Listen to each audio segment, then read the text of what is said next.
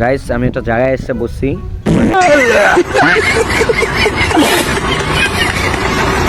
আমি একটা জায়গায় আইসা বইছি,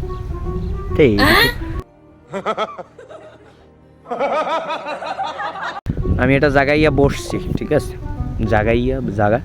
একটা জায়গায় আইয়া, আরে আমি একটা জায়গায় এসে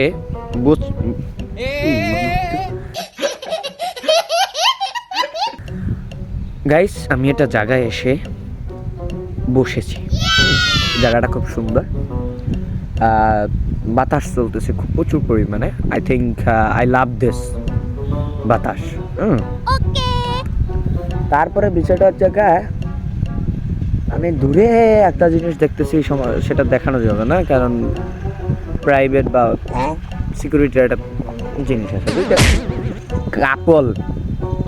কাপল বললাম, কি বললাম, কপাল, ওই কাপল, বয়ফ্রেন্ড গার্লফ্রেন্ড বসে রয়েছে, ঠিক আছে। তো আমার দেখা যেই জিনিসটা হয়েছে, সেই জিনিসটা আমি একটা অনেক কিছু শিখতে পারছি। মানে মানুষ মানে যা শিখছি, মানুষ যাই যে বলুক না কেন, তোমাদের কাজ তোমরা চালিয়ে যাও, এটা শিখেছি।